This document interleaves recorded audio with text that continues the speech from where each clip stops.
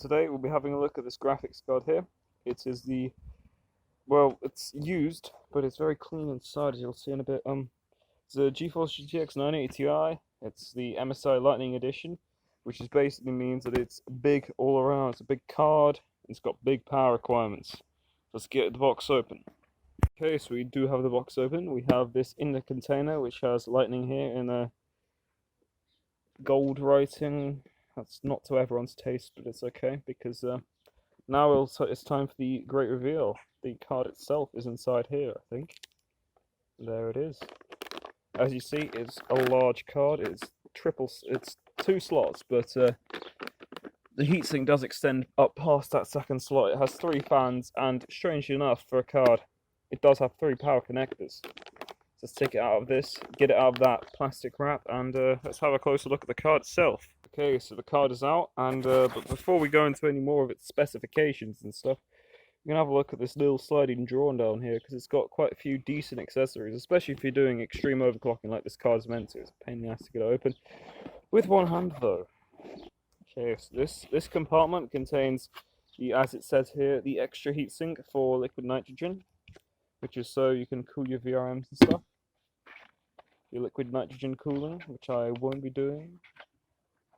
Sticking with the air cooler, I think. At the side, we have screws for your screwing needs. We've got power adapter for your power needs, because this thing does have a lot of power need. And we have one SLI cable and a bunch of other cables that we'll have a look at in a bit. Quick start guide, totally required for everything. And underneath here, underneath the plastic, we also have a CD, which is very important. Remember guys, CD contains the most up-to-date drivers, so always use it instead of the NVIDIA driver download website.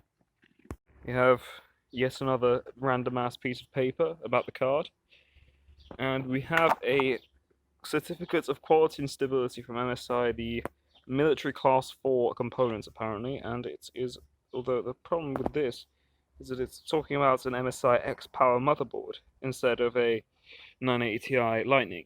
So, original quality certificate? Maybe not, maybe it is. Who knows? Doesn't matter if the card works. Yeah, and just before we get to the card, let's have a look at these epic cables. Let's open them up. Yeah, so we definitely do have one SLI cable. You have some pin to different sort of pin thing, which I won't be using because it's weird. Another one of those, and a third one of those. And finally, the hell, it's a 6-pin to 8-pin power adapter. Okay then, I guess. Normally you'd have a 6+2 for your power supply, but I guess this is required. Yeah, right. Right, let's get to the card. So now we get to the graphics card itself. Sadly it can't stand up at all, but that doesn't stop us from talking about what this beast actually is. Okay, so let's have a look at what the card actually physically has.